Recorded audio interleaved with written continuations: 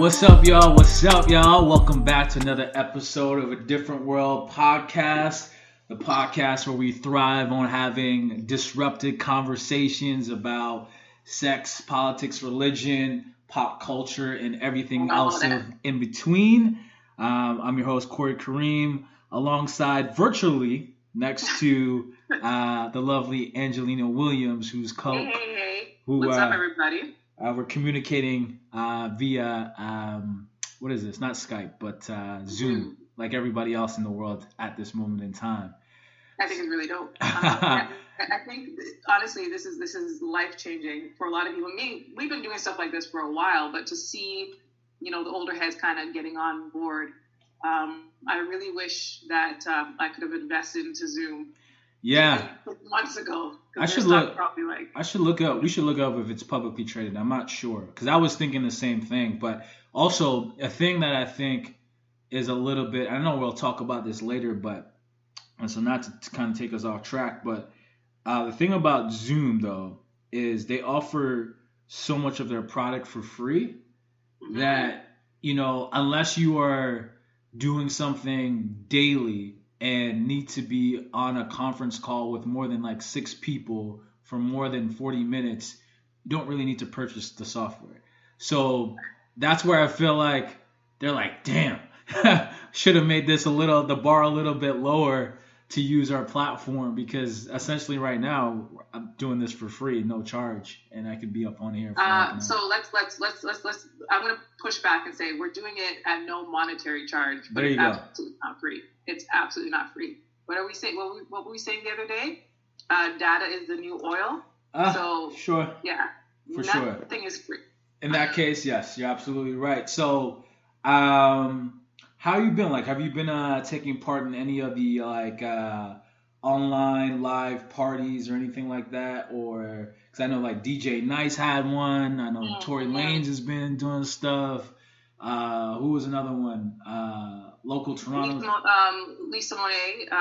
Shout out to Toronto folks. I believe she did one. I missed it, unfortunately. Yeah. But I did see some stuff. I didn't really partake in terms of turn up to it. But I did log on here and there for a few minutes. It's like everybody's doing a live something. So, but have you taken in any parties? No, same thing. Like my boys will hit me up or other friends will hit me up and say, hey, DJ Nice or whatever, this and that. And I'm like, yeah, I'm going to tune in. And then I forget about it. And that's the problem, right? I was like, oh, next thing you know, it's 12 o'clock and the thing started already. But what I did notice was, I don't know if this was an actual online party happening, but I was outside, I think it was Sunday night, if I'm not mistaken, or Saturday night. And I live by the Square One area in Mississauga, which for those of you who don't know is a suburb west of Toronto.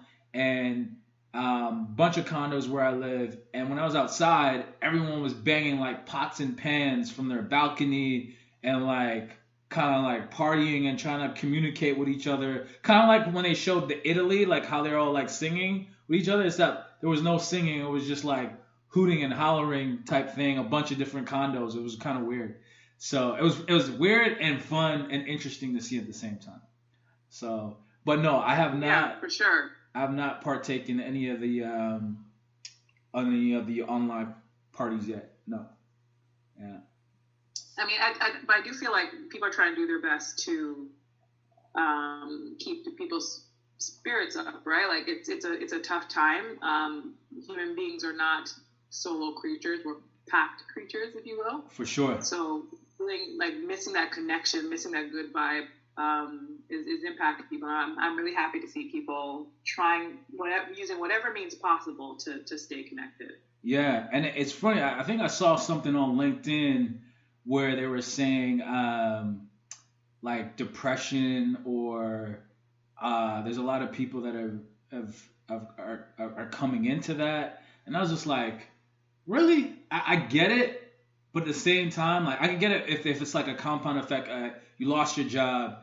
You don't have enough money to tie you over for the next 3 months or whatever. That part I get. But if let's just say your job is one of those companies that's healthy and that's able to sustain this this catastrophic event, and you're still being paid, but you're working from home, and you're getting kind of like depressed. That to me, I find interesting because it's like, yo, people give ex-cons such a hard time when they have difficulty rehabilitating into, normal life, and they've been locked up in a cage, literally, without any kind of, niceties, if you will. And then here you are, you've been locked down in your home for 3 weeks, and you can't handle that? Like, that to me, I just find it interesting. Well, here's the thing. I think there's a bunch of factors that are playing into people feeling emotionally, like, spent through all this, right? Like, so there is, for me, I'm a social person. I love being out and about, even though I've worked from home for almost 7 years, right? I've always had the freedom to choose to say, you know what, man, my kitchen table is getting real stale right now. Let me, go and work from a cafe. Whereas the switching of activities during the day sometimes distracts you from that stuff. For sure. If you, that like, for me, my mental health at the regime requires me to go to the gym. If not every day, every other day.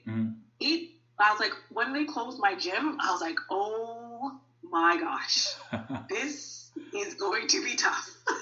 Hey, right? The online workouts though.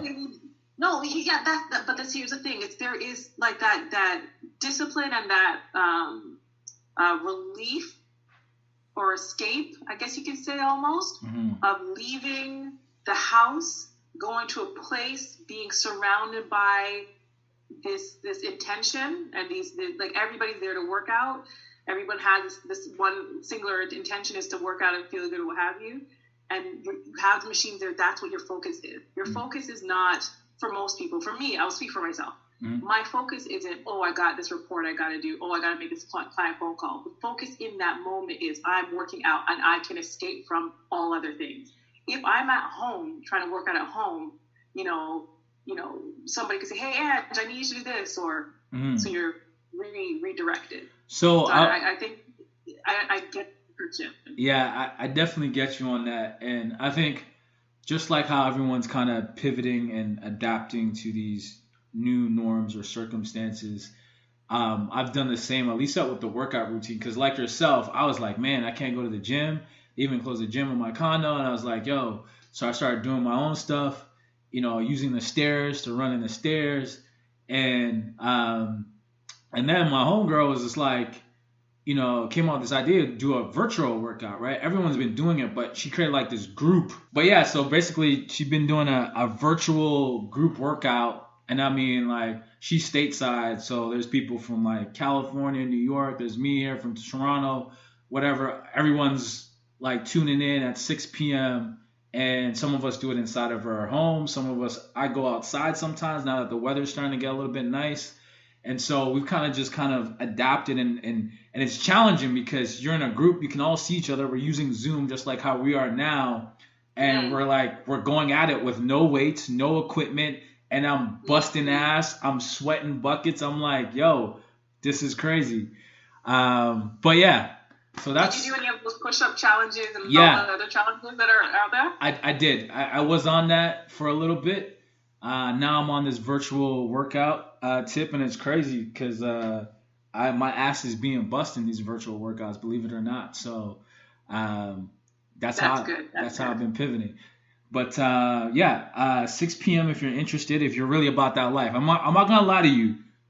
My homegirl, she's next level with it. So I didn't think it was gonna be that crazy, but I was like, this is pretty intense. This is pretty intense. Right. But I do have space in my basement to kind of set up. So send me the link. I'm just gonna warn you. She when I would be like, yo, okay, I'm done. It's not like anyone. Anyone, you could tap out. She's gonna tell you, hey, you could tap out. Go at your own pace. But I'm not gonna lie to you though. I'm gonna tell you something really interesting to give a nod to one of my favorite late night show hosts, Stephen Colbert. I tried to put on hard pants today. So for those that don't know, hard pants is anything like denim or things that have buttons and belts and stuff. That's funny. I tried to put on hard pants today. The first day in like 3 weeks, man, those jeans were not going on. And as you can see, I'm wearing sweatpants again. Yeah. I was like, I'm losing all my gains. I'm getting a little bit more fluffy and squishy. So I do need to get back on that. So I'm down. I'm down for that. Cool. So what's her Instagram? Well, see, so here's the crazy thing. So I've been telling her for about a year that she needs to get into personal training. Full disclosure, she's not certified yet, but she trains, right? She's been trained, but she's not this. And I was like, yo, after the first session, which just came out of like pure like, hey, people are at home, let's just do a virtual workout, and seeing people's responses, and it kind of grew to like 6, 7, 8 people, whatever. Then it was like, I was like, yo, you really need to do this. And so now she's like, okay, I'm looking online, want to get certified. Then it's like, yo, I really think you could like legit turn this into your like side hustle outside of your 9 to 5. And so I've been trying to like, been helping her, trying to like, hey, Liza Lopez is her name. I'm like, yo, look at her account. I think we could do something like this. But yeah, I'll send you her stuff. But her thing is, her account is private, which is another thing. So how do people, so it's not, she doesn't do it through Instagram. How do people do it? Through Zoom? Yeah, she created so I told her about Zoom and then created a Zoom link, and now pretty much anyone can hop on there as long as they have the link. But so you gotta make sure that we put that in the description box of this video then. Yeah. And, like, make people get a chance to 100%. check her out. But it's crazy because I was telling her, I was like, yo, you know how many businesses or ideas for businesses were born out of times like this? So I was like, yo, the winners, the movers and shakers of this world are going to use this time appropriately, and they're going to come out of this thing victorious in various different ways or forms. But speaking of routines, what's been your like lockdown routine? And do you even have one, or like what's kind of like your day-to-day regimen? Okay. So I have been working from home. So for those that don't know, I am a consultant in the hospitality industry. I've been working from home for several years. Every now and again, I would go into a client's office or their establishment and work there, depending. But this is kind of like the main thing. I find that because like everybody's home, it makes it a little bit different now, and a little bit distracting. But my routine, pretty much, with exception of going to the gym, because that would be my morning wake up call. Would be wake up, drop the kid off at school, head to the gym, right. Come home, do my calls, what have you. So the gym is out, but I definitely do need to get back on that morning workout. My routine is pretty much the same, with the exception of happy hour starts a whole lot earlier. Wow. At least you're being honest. At least you're being honest. So you turn into a 10 a.m., 9 a.m. drinker? Is that what's happening? Damn. I don't have the Irish coffee. No. Don't tell me you have a little flask. Who needs flasks flasks are for when you're on the road, right? Like I have a whole cellar of stuff. But I would say that happy hour starts like a glass of champagne at 3:00. So not every day. Same for me, really. But what's different is I've obviously moved on from a previous opportunity, so I've had some more time, which has worked out to my benefit. So I've had the opportunity to kind of just work on some independent endeavors. So usually I start my morning with I get up, either pray, meditate, and then I go on. I'm reading my new book, Can't Hurt Me by David Goggins, which is like, he's an ex-Navy SEAL, really hardcore. I love it. And then I usually, from there, I've been working on my, like, what I'm claiming as my first TEDx speech. So for those of you who don't know, that's like a major goal of mine this year in 2020. So every morning from like about 10 a.m. to 12, I work on that. And then I have some lunch. and I'm also doing intermittent fasting as well. So my fast breaks at 11 a.m. Today it broke at 12 because I ate at 9 last night. So I usually break my fast at 11, and then I usually have like lunch around 11, between 11 and 12. And then in the afternoon, I kind of pivot to some like online learning. So I use LinkedIn Learning, and I pick like a subject matter. For those of you who don't know me, my background's in advertising. I'm a marketer, so I pick something within that industry. And in my industry, things are changing every day, every month, right? So it usually means I go on LinkedIn Learning. I'm using some type of course, and I am training myself on programmatic ad buying or Google Ads or YouTube advertising, Instagram advertising, Facebook Watch, you name it, all these different products, platforms, technologies that exist in the advertising space. I'm either getting updated on what's new or just updated on what's available now, anyways. And then usually about the last hour of my day, in terms of like if you're thinking of in the frame of a 9 to 5, the last hour is attributed to learning something in regards to personal finance. So maybe that's having a better understanding of,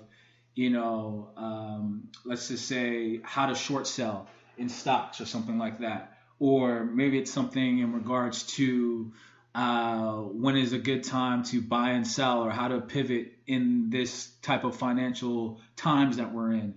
So that's what I've been up to. Kind of boring, but that's kind of my daily regimen. And then like at 6 o'clock. I think it's so crazy because like there's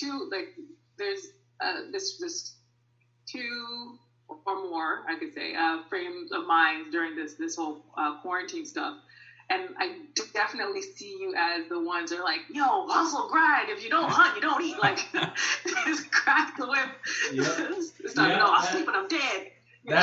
That is definitely me. And you're right. You're exactly right. And then there's the people that are just like, I'm going to take this time to like, decompress, read leisurely, and what have you. For me, again, I think your routine is super dope. I think that it is really a wonderful time to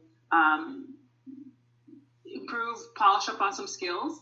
And the skills don't always have to be capitalistic based or focused. Go back to hobbies that make you feel good for sure. Mm-hmm.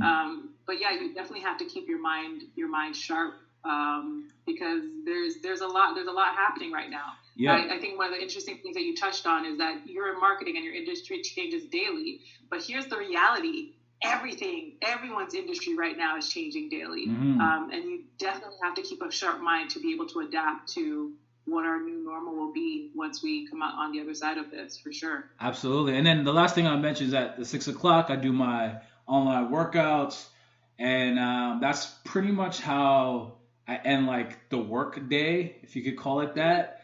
And then the rest of the time is spent, with wifey in the evening. Maybe we'll catch up on, some Netflix show, which actually is a good opportunity to talk about that. So obviously people that are used to traveling into work are not traveling into work, and a lot of people, or everyone's at home, like Netflix and all those online streaming platforms. A lot of people have been consuming content, and so I'd be interested in knowing, Ange, what have you been watching? What's been kind of like been on your crush it list in terms of content? Before I even like get into that, I have to give like a hats off to Netflix for them adapting so quickly mm-hmm. to this, because again, their stock, also Disney, all those guys, their stocks are going through the roof because of mm-hmm. this online streaming stuff.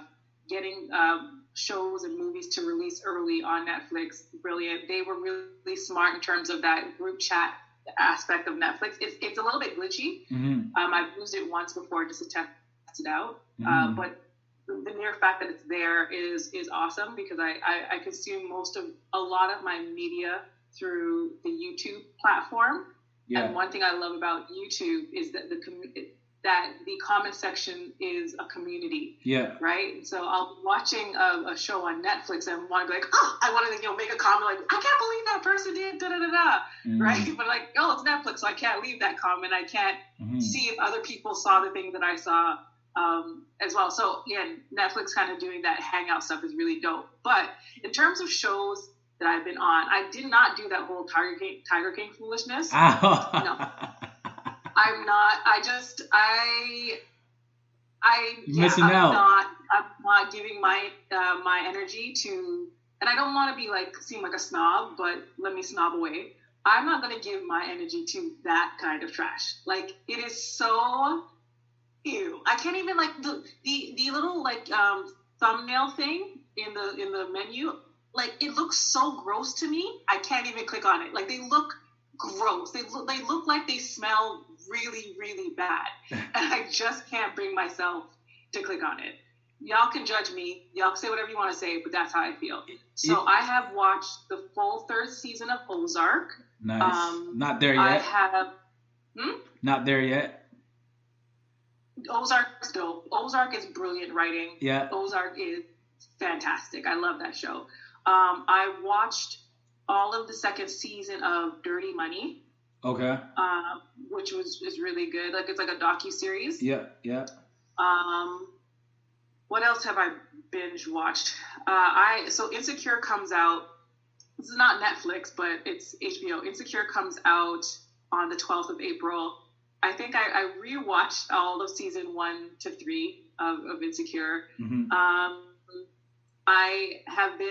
I can't binge watch Westworld, but I've been watching that as well via HBO. But yesterday I tried to watch that Hillary Clinton documentary.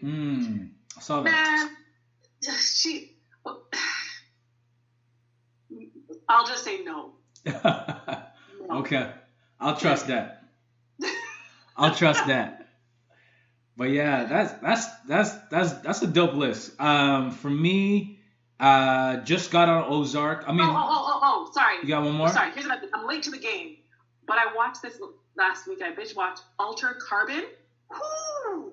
I saw the preview for it, but I don't know. It hasn't got my interest yet. Listen, okay.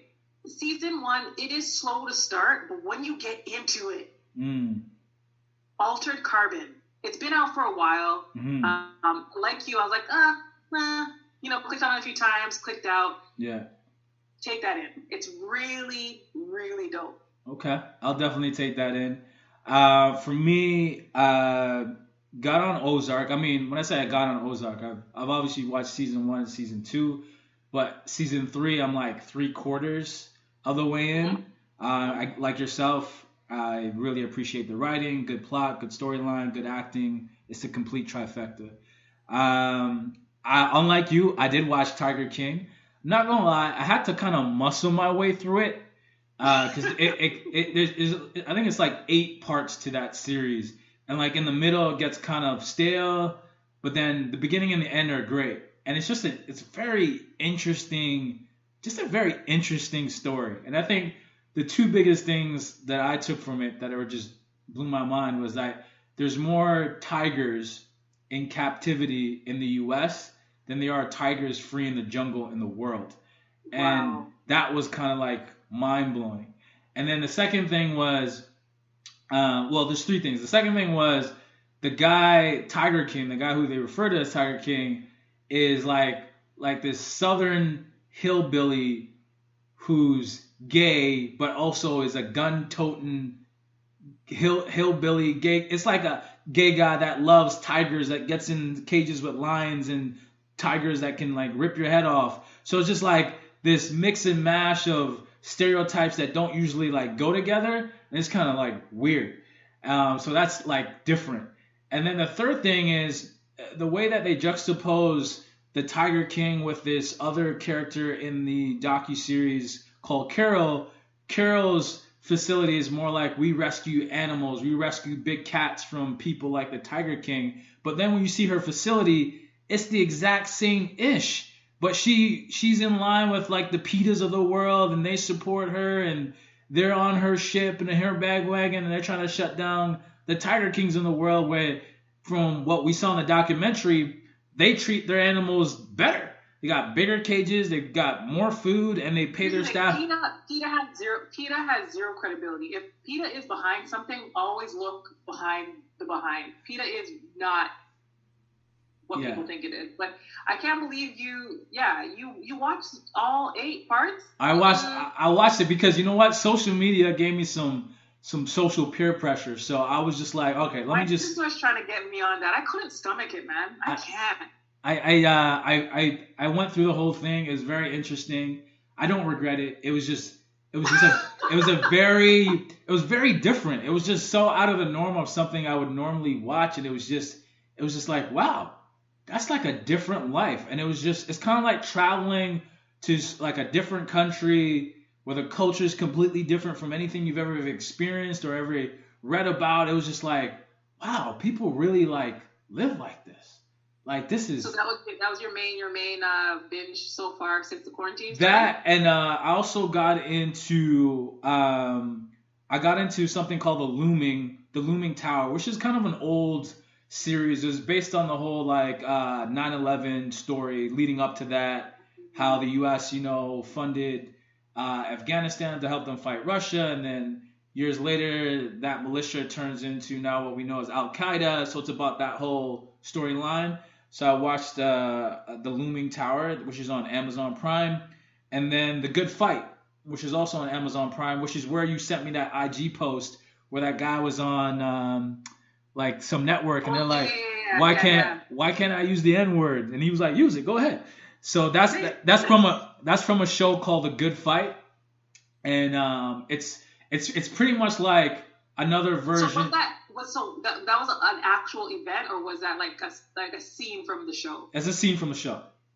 So it's not, that's like scripted. Scripted, yeah, it's scripted. Oh, okay. Because I legit was like, yo, is this real? Everyone thought it was real. Yeah, no, it's a news show, and that happened. No, it's scripted. It's on a TV show called the Good Fight, which is kind of like another version of Suits, but just with nice. Yeah, because I'm finished. Suits is over now, so I definitely would love to find another legal show to binge. But to go back here to the Loom and like segue into our next bit. Yeah. Lots of conspiracies are floating around. Mm-hmm. To the point where I had to post a message to people like, stop sending me stuff. Like, stop. Yeah, so what was, like, there's a lot out there to the point where it'll kind of make your brain explode. And I don't want to, like, disseminate more misinformation and make people a little bit more paranoid. But what was some of the conspiracies that you heard floating around COVID-19? Wow. Well, one of my boys, he's like a conspiracy theory head. Like, just about every 2-3 days, this guy is sending me something. So first he sent me, he's on the bandwagon like China is behind everything, right? And so one of the last things he sent me was like, hey, don't you find it a coincidence? Like, don't you find it interesting? Like, a lot of these celebrities are on some remote island in like the Caribbean when they've been ordered to come back home, and they're still out there, and they've been out there like even before this thing escalated. Don't you find that interesting? Like, makes you think what they knew and what we didn't know. And then he also sent me something like, oh, in January, the most amount of CEOs in history in North America all resigned. It was like over 200 CEOs of Fortune 500, Fortune 1000 companies resigned in January, which is the most ever recorded in our time. And he's like, yo, don't you think this is all like kind of coincidence? And then the biggest one I've heard was, okay, 5G was released in November in China, which is the country that's most progressive with 5G. And then around November is when the whole coronavirus thing started to pop off. So he's hitting me with 5G equals coronavirus, which I kind of... First off, even in terms of his timeline, his facts are completely wrong. Mm-hmm. 5G has existed for a few years now. I could just talk about in my immediate neighborhood. I've seen 5G towers for about a year and a half now. They did build one across the street from my house, probably in October. So yeah, his timeline doesn't correlate. So I think that's also another thing that we have to definitely ask questions around, like, fact check for yourself. You know what I mean? Absolutely. But one of the interesting conspiracies I heard, specifically with 5G and the coronavirus, is the virus has a protein on its outer edge that can be manipulated by the frequency in 5G towers. So the virus mutates by certain sound waves or certain frequencies that are sent out through the 5G network. That would. So that's me. Right. That's me. Yeah. So that was kind of my one of the conspiracy theories I heard. I heard that the coronavirus was, of course, manufactured. Most viruses are manufactured to varying degrees. And it was created as chemical warfare to kill Chinese people, but it backfired, and the vial was being transferred to people in China. Wow, this is fell wild. in the marketplace, and people it was this very in detailed story in terms of how it happened. And again, at the end of the day, conspiracy theories are fine, but they are theories. And if someone is coming to me with a conspiracy theory without what I could do about it attached to it, I have zero interest in hearing, right? Yeah. And then you're just going to get people scared, right? Because at the end of the day, even if all these rich people are on the island, what can I do about it? I can't go. I don't have no private island to go to. Right. Right. That's exactly. So, like, I always kind of push back and say, and what can we do about it? Right. Right. Other than, trying to do our best in terms of stay healthy, make sure your immune system's really strong, make sure that you are trying your best to be socially responsible. All the conspiracy theories are fine, and people continue to share them as they want to. I'm not going to share them. Yeah. And I'm do my best not to consume any of them. Right. Because unless there is here's what you should do to protect yourself, step 1, step 2, step 3, I care not to partake. Right, and I'm with you on that way. I'm on the same wavelength on in that sense. But I will say though, my favorite conspiracy theory that I've heard was that I think I'm saying her name correctly, Greta Thunberg. I think that's how you say her last name. Yeah. So there's this one I saw.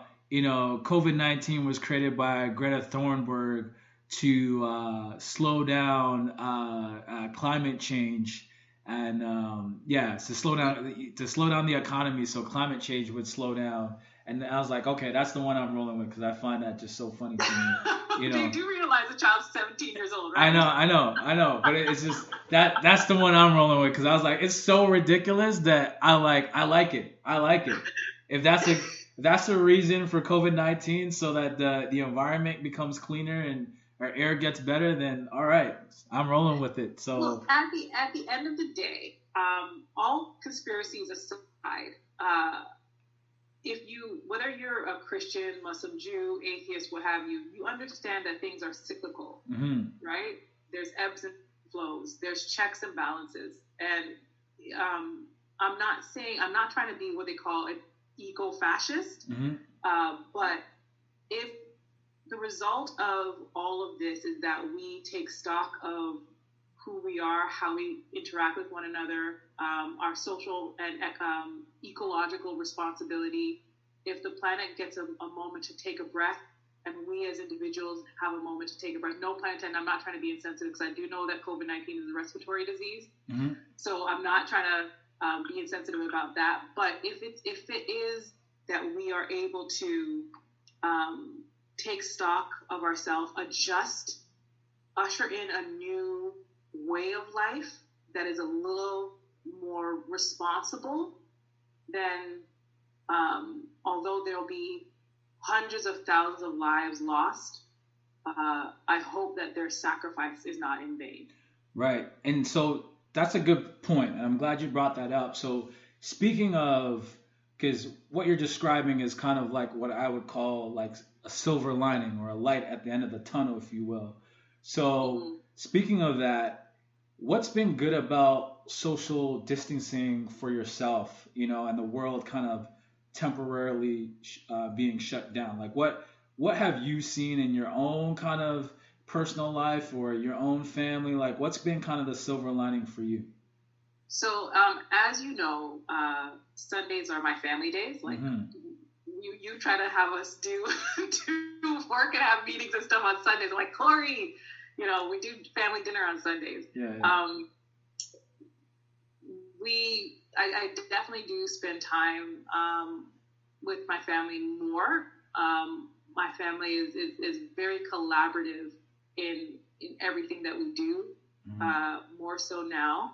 Um, I think that I've been able to spend some time, very uncomfortable but necessary time, evaluating myself, trying to understand what my pivot is going to be, because as we know, evolution, it's for those who survive are those that are quickest to adapt, right? Like it's an adaptation. I like game. that. So I'm now being kind to myself and to my mental health, of course, and not trying to be like so capitalistic and running after money, but also understanding that none of us are going to come out of this the same. I really pray none of us are going to come out of this the same, in that I need to kind of look at what is my role in this world? How do I pivot to make sure that I'm offering value to people? We look at the people that we so often find invisible, people that we take for granted. People are just like fillers. And those individuals are, for all intents and purposes, keeping many of us alive. And who am I talking about? I'm talking about the delivery guy. I'm talking about the grocery store clerk. I'm talking about, again, the nurses and doctors. I'm talking about the janitors. I'm talking about our garbage people. Like, there's people that are the life force of society that we have not been paying attention to, but realize very much that they're essential workers. We look at agriculture, for example, and I don't want to get on a whole rant, so I'll be quick. We look at agriculture. I'm a farmer's granddaughter. When my grandfather was alive, he was a pillar of his community. He provided sustenance for hundreds of and thousands of people through what his hands did. We've become so incredibly industrialized that we've industrialized our food production. And what we see happening now is a cry from the federal government to have everybody jump in and work in the agriculture industry and work in farming, right? So that we, like, grocery stores don't grow fruit and vegetables, even though that's where our first interaction is, it comes from somewhere. So the people that we kind of turn our noses up at for the last, say, 30, 40 years are now becoming kings and queens again. Farmers are essential, and I've started to pay attention to how I can make myself essential to my community as well in times like this. Awesome.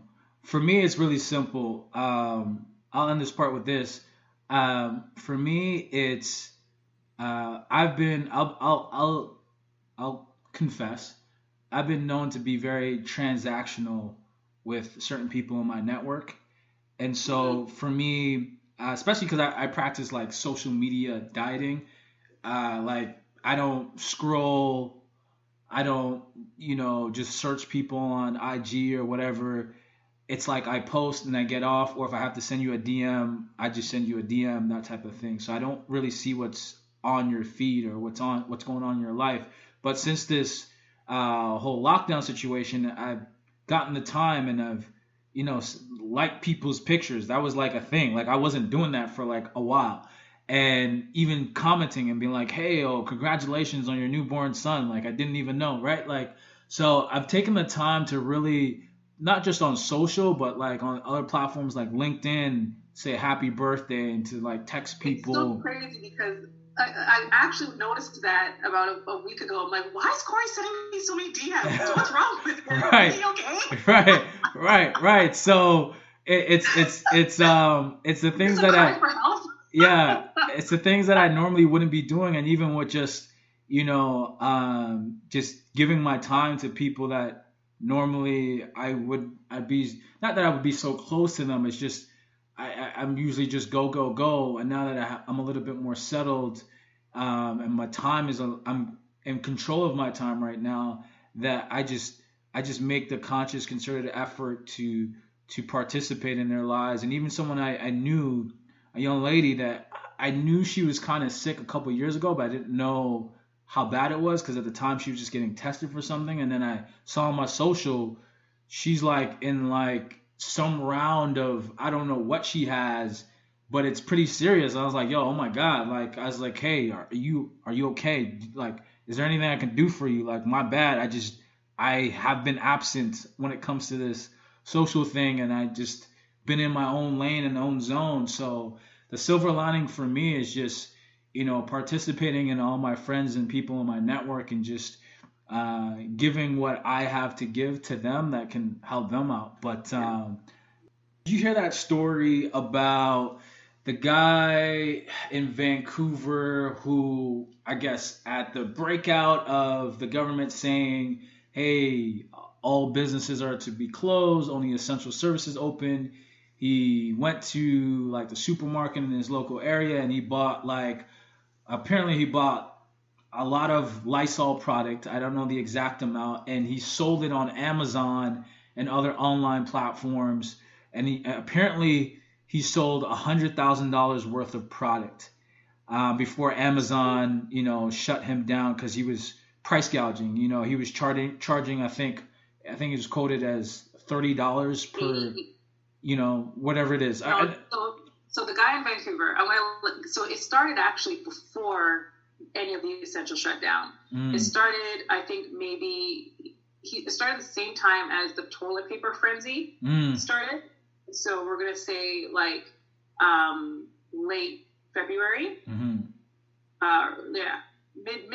Mid-February. Yeah, it started mid-February when the whole toilet paper frenzy went through. He and his wife, who have this online company, they're Amazon sellers, and they had been for a long time. Mm-hmm. They cleared out whole towns of their Lysol, and they would do it every couple days, go in and just clear it out. Mm-hmm. They bought $100,000 worth of product. They bought $70,000 worth of product. They were selling the Amazon wipes, which I believe are $6.99 per the bigger one case or carton, I should say, or per bottle, whatever you want to call it. Yeah. $6.99 is the typical price. They turned around and sold it for $89. And they were doing that for a while. It was actually, that story went international because the U.S. media was also picking it up. Yeah, and there was another guy in the States that did the exact same thing. And Amazon was late to shutting down their operation. Now, I feel two things about it. Mm-hmm. One, I feel that they're dreadful, horrible people. There's that. So, however, I think that they have been taught by our society and how capitalism works, right? Hyper-capitalism specifically.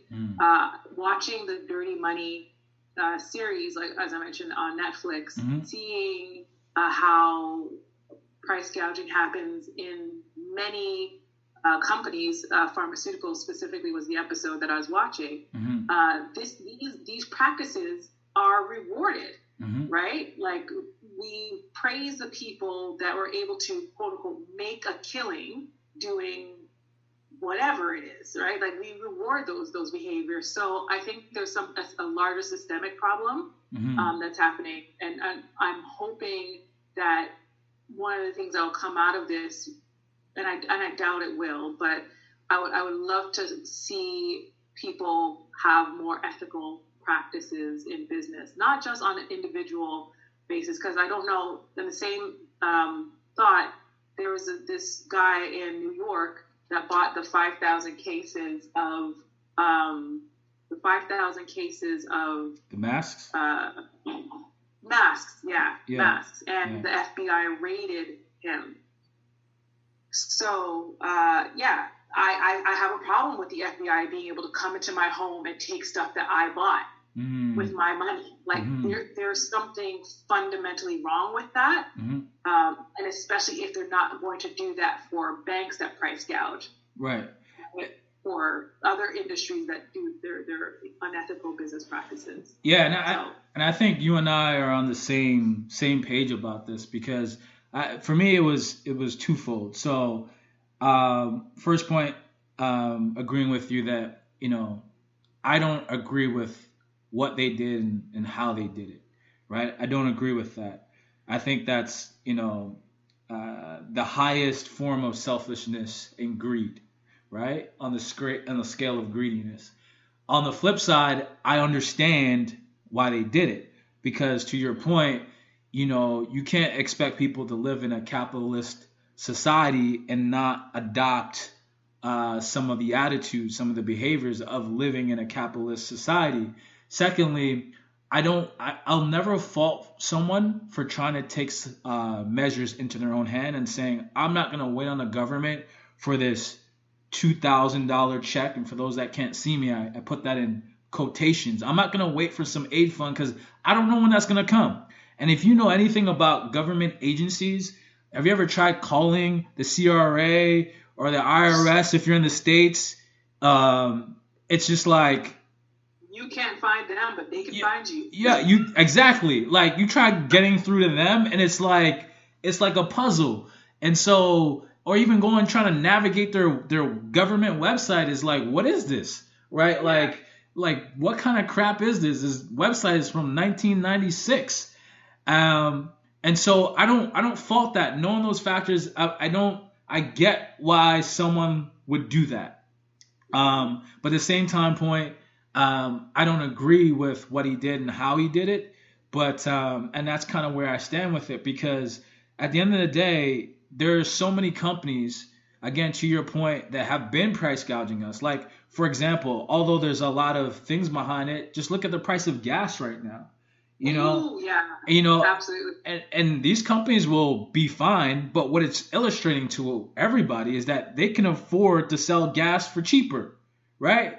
Right. And so I haven't seen gas price this low literally since I was 17 years old, and I'm 35, right? Yeah. So that just goes to show you. And so I had this conversation, and I was just like, yo, why are you really upset with this guy when companies you support do this all day long and you just accept it? And you just accept it because they're a multinational company with a respectable brand. That's why you accept it. And then when this little guy somewhere in BC does it on his own, now you're like, oh, he's a jerk, he's an asshole. Well, these companies been doing it to you for years, and you just you just take it. And so that's where my argument is. It's like, yo, so many companies take advantage of you, price gouge the hell out of you, and then here it is, this little small fish in a pond does it on his own, and everyone's like, he's the Antichrist. You know what I'm saying? So right, and then again, you have people like praising Amazon for taking the store down, but Amazon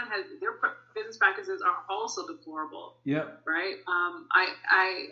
It's interesting because when I think about shortly after seeing that story, I mean, it was sucked, but I'm like, actually, I don't care that much because Lysol is not really like the way to go. Like, Lysol wipes are not essential. Mm-hmm. They're very much a first world thing, and they're quite wasteful. So Lysol wipes are not that big of a deal to me. I'm coming from Jamaican background. We use Dettol and vinegar and whatever to clean our plates. But I digress. What was really heartbreaking for me was the people that were hoarding baby formula and baby diapers and stuff like that.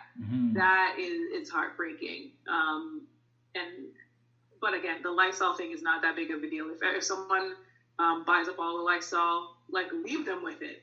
You know what I mean? Leave this person with a $70,000 credit card bill for some Lysol that they bought, and just no one buy it because it's not essential. Whereas we look at, again, things like gas, people need to get to work. You know, and of course we saw the increase in gas prices meant there was an increase in airfare and this and that, and everything went up as a result of it. What I hope for is, again, our gas prices stay at this 70 cents per liter. And, you know, the industries that 15 years ago justified hiking up their prices because of the raising gas prices, they also drop them down as well. Hopefully, we'll see. I doubt it, but we'll see. Right. The only issue with that is this guy told me, and I don't know how I came across him, but he's from the manufacturer space, and he was just telling me, like, what's good for the consumer is not good for the manufacturer. That sounds like it should be, but it isn't, because you got to think of, for example, we're talking about oil and gas. This low gas price is great for us, but it's bad for Alberta, right? And it's bad for U.S. as well, because a lot of people who work in the oil and gas sector are now out of jobs because they're being undercut with this whole price war that's going on between Russia and Saudi Arabia and whoever else is involved. And it's kind of like the same thing. Like, I remember I used to love it when the Canadian dollar was on par with the U.S. dollar, because I loved it because I was an international student. It made my life just a hell of a lot easier, especially when, you know, paying back student loans and things like that. But when the Canadian dollar is on par with the U.S. dollar, manufacturing in this country actually goes down, because the U.S. is like, why am I going to buy from Canada if it's the same price in my own country, right? So the country actually loses business. And, you know, they prefer our dollar to be 70 cents on the dollar, 80 cents at the dollar at the highest, not any higher, because then business is affected. But I really don't think, I think once things turn around, I see things changing, but I don't see those companies that were taking those hefty profit margins trying to cut back on that.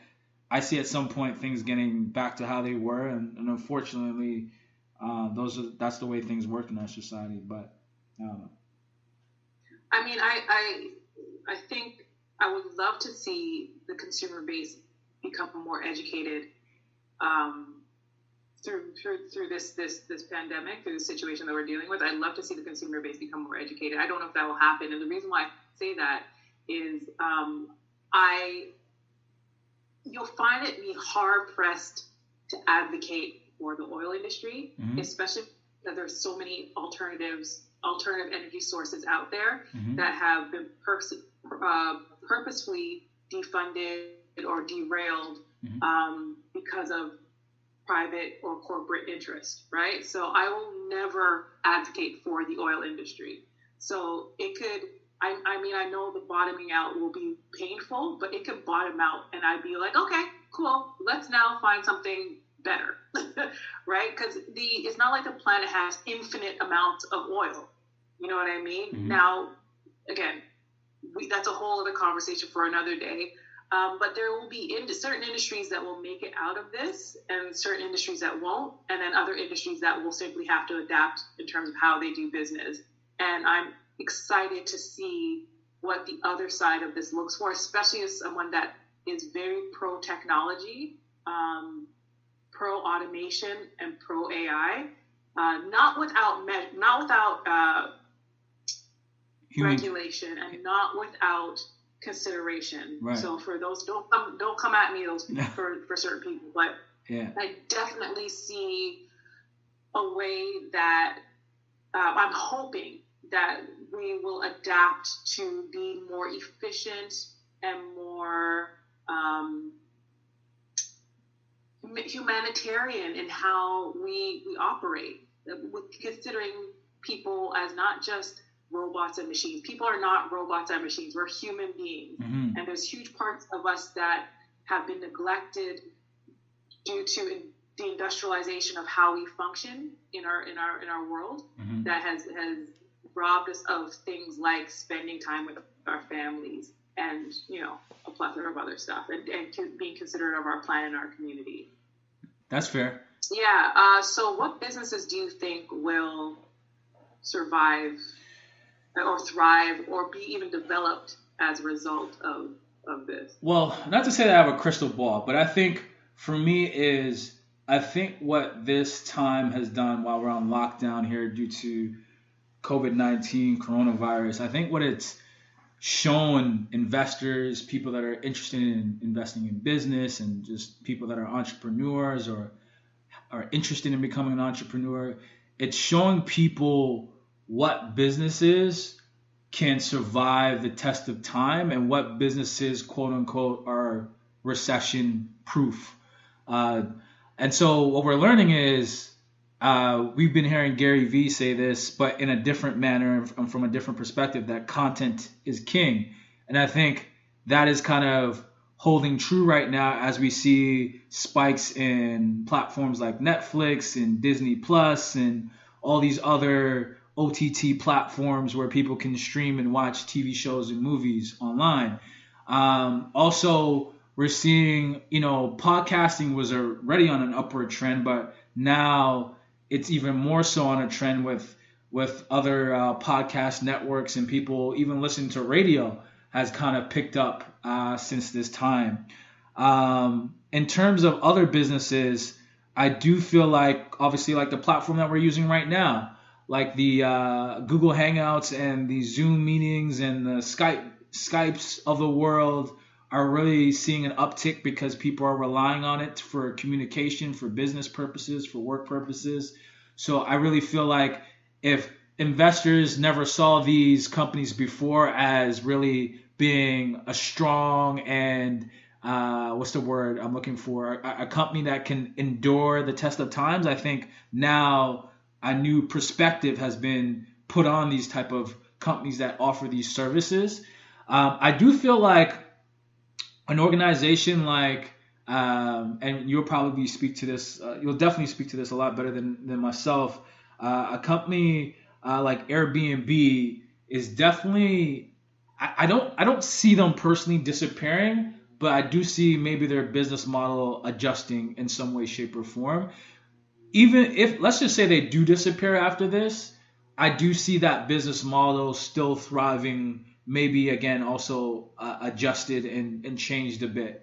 But definitely the people who over leverage themselves with, you know, quitting their job and just saying, hey, not only am I going to rent out my own primary residence, but I'm going to go purchase one or two investment properties and do Airbnb full time. Those people right now are definitely in a tight position. And also because it's the beginning of the year. We just passed the first quarter. So they didn't even get to hit their hot months yet. It's not like this was like October and at least they had the summer months and spring break under their belt, which would probably hold them off for the rest of the year. So I feel like a business model like Airbnb, don't know if they'll make it out. But no, the business model will make it out. Airbnb, not entirely sure if they'll make it out. The cruise ship model business, so the cruise lines like Caribbean and Princess and all the other ones, I don't know if they'll make it. And I don't know if they'll make it because I think the fear of getting on a cruise ship, knowing that something like that, like where it's possible that if someone gets sick, that you'll have to stay in your room for 14 days until they figure it out, if not longer, I think that will definitely hurt that business. And I'm not sure if it will come back. And if it does come back, I just don't even know what that will look like. But that's kind of like my 2 cents on businesses and stuff like that. Yeah, I agree with you very much. It's interesting because, again, hypercapitalism. The problem with Airbnb was a beautiful, arguably altruistic business model that, if we could use business and altruistic in the same sentence, but it was a business that really was about a resource-based business in that it allowed people to make money with what they had. Right. And so I so appreciate crowdsourcing businesses like the Ubers, like the Airbnbs. The problem with it is that, again, hyper-capitalism and greed. People, rather than, your mom renting out a spare room in her house, or, this person renting out their basement, or whatever it is for people that are traveling into the city or on a short-term basis, people were essentially decimating the rental housing market so that they can, rather than make, $1,500 a month on a 1.5 or 1 bedroom apartment, they're going to make $6,000 a month because they're going to churn it out every night, right? And completely eating up all the rental inventory in the city. So for those people, I feel zero sympathy for them at all whatsoever. I say good for you. And I'm saying this as someone who my entire professional career has been in the hospitality industry, specifically hotels and restaurants, right? So I don't feel bad for Airbnb at all. Because again, those people that were operating Airbnb as their primary business, that was against the rules of Airbnb. And Airbnb was trying feverishly to crack down on that type of activity. So there's that. With the cruise ships and stuff like that, yeah, I agree. I don't know how they'll bounce back, but cruise ships and like large hotels are kind of in the same boat to a certain extent. Cruise ships, I think, are impacted. They're, from a PR perspective, impacted a whole lot worse.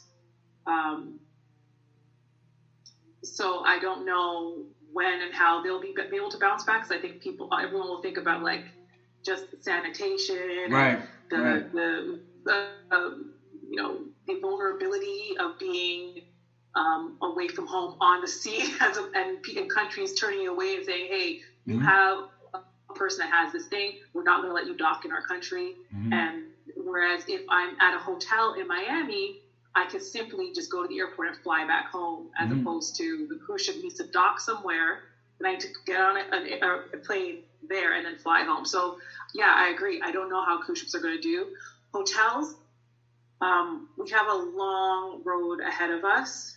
And whenever the economy is hit, whether it be SARS, 9/11, the 08 recession, hotels take a long time to bounce back. They take a long time to bounce back. I was talking to a coach of mine earlier today, and we were just saying, we're looking at like 5 years, before we can kind of see things come back to normal. And that's how it's always been in the industry. Fortunately for me, because I deal with automation and tech in the hospitality space, my business model of my hotel design has always been around, one, a smaller hotel, so the overhead is less, and having things move efficiently.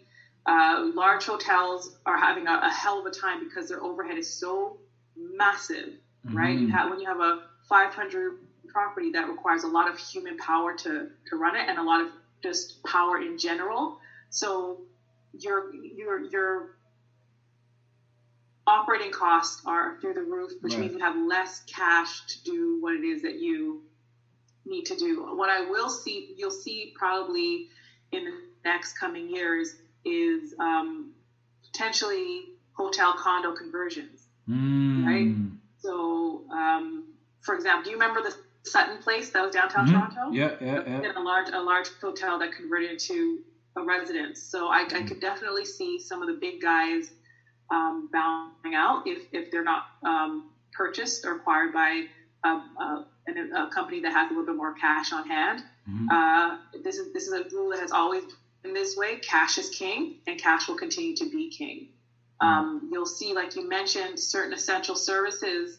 You'll see innovation in those spaces take place. And I think if I had millions of dollars to invest, I would look at investing in innovation with what has been clear to us now as essential services. And I put my money there. Services that the government will back no matter what happens. That is where I would invest my money. And you'll see certain luxury things, like always, will kind of take a bit of a back seat for a while. Yeah. No, and it's crazy. I don't think anyone would think that some of the businesses that are doing well now would be doing well, but it actually just makes sense that it's happening. Like, to see like the Netflixes of the world just kind of thriving, so to speak. I wouldn't go as far as saying it's eye-opening, but you're just like, yeah, that makes sense. And so, yeah, totally agree with you. I think one thing that I'm watching, and as our governments all kind of roll out their financial plans, their bailout plans, I'm watching the airlines quite a bit. Right, that's another one. Yeah, for those that don't know, to travel cross country in Canada is incredibly expensive. It is far cheaper to go to the Caribbean, to go to South America, States, even to go to Europe, than it is to go from one end of Canada to the next. It's cheaper to go to LA than it is to go to Vancouver. Which is crazy. So what I'll see happen, what I would like to see it. And if anybody shares this podcast with somebody, please make sure it gets to our government officials. But what I would like to see happen as a caveat to, or a contingency, or not contingency, as a requirement, there you go. As a requirement to the airline bailout, I would like to see our government mandate our airlines to lower prices for domestic travel in Canada, simply because I foresee our borders staying closed until the end of the year, to be quite frank, right? Because there are certain countries that are very slow in their response to contain the virus, and you would not want another contamination. Outbreak. Yeah. Right, you would want that to happen here. So I would surmise, I think that our borders will stay closed until the end of the year, which means that in order to stimulate our economy, you're going to want people to travel, but travel within the Canadian borders, and you don't want 80% of their travel budget to be spent on airfare. You want them to be able to spend money in hotels and restaurants and other tourist attractions within the country. So a crackdown on our major airlines that travel within the country to reduce the costs by at least 50%. So Ange, what's your takeaway from all this? For the people out there that are subscribers who listen to us, whether Spotify or Apple Podcasts, YouTube or whatever platform that's out there, during this time, this unique circumstance and situation that we're all experiencing at the same time, what is your kind of like takeaway and words of wisdom, advice, and what is anything you have to offer like that? Yeah, there's a few things I'm taking away from this, but I guess one being evaluate your needs versus your wants. And whether you do the evaluation now or later, it's almost inevitable for most of us. Evaluating what we need versus what we want. And two, thank God for technology. Thank God for technology. I was having a conversation with my brother, and I said, listen, if I were in some mountain in Peru, would we even know that COVID-19 is taking place? Like if I was in some remote area that, couldn't consume all of our social media, would I even know any of this is taking place? But on the other side of that coin is thank God for the technology to allow us to have some semblance of connection and understand that we are absolutely in this all together. The human race is like one whole organism functioning on this planet together. And my wellness is definitely connected to and reliant on your wellness. So yeah, that's kind of what I'm feeling right now. Well said. To piggyback off the last thing you said, I would think one of the things that I've taken away from this whole coronavirus COVID-19 lockdown situation is it's the first time in my 35 years on this planet that I've ever seen the entire world focused on one problem. And as we await to see when this thing ends, and I'm sure we're all hopeful and we're all optimistic, I start to think to myself, as we solve this problem, as we solve this issue, what other problems and issues could we solve if we all focused, if we picked a problem and issue a year and say hunger, poverty, whatever it is, what else could we solve? Because right now, just about every country on the planet that has the resources is working towards coming up with a vaccine and how to, distribute that vaccine once it's arrived, and the testing and all that stuff that goes along with it. Every country that has the resources is doing the exact same thing, all communicating with each other to a certain extent about where they are in their studies. And to have that kind of cohesiveness is special. I've never seen that in my lifetime, and I think that's something that I picked up on. The second thing is, similar to your figure out your needs and wants, a senior level person in the company shared with me, said cash is not king, it's cash flow that's king. It is better to have money keep coming in bi-weekly, monthly, or however it's coming in, rather than just a lump sum of cash. So it's important for people right now, and this will tie into my third point, is that I think the people that are going to come out of this situation victorious, winners, with a newfound perspective on life, are people that are using this time that they have, whether it's just an additional 2 hours because you don't have to commute to work back and forth and don't have to pick up the kids here and there for the time being, using that time wisely to whether it be upgrade your skill set, pursue a certain passion that you've always been interested in, whatever it is. I think the people that are focusing on creating, building up on what they have, or working on some type of idea, project, I think those people are going to come out big winners when this is all said and done. And people are going to be like, yo, where did this guy come from? Where did this person come from? Where did this girl come from? Well, the 2 months you were on lockdown, this is what I was cooking up. And so to create those additional revenue streams and different avenues to take care of your own and your family and your loved ones. I tip my hat off to all of that. This is not, this didn't happen by chance. I think that we got to take heed to the messages, like you said, that were being sent right now. And on that note, another episode of A Different World podcast. Thanks, Corey. This was fun. All right, guys. Peace and love. Until next time, we out.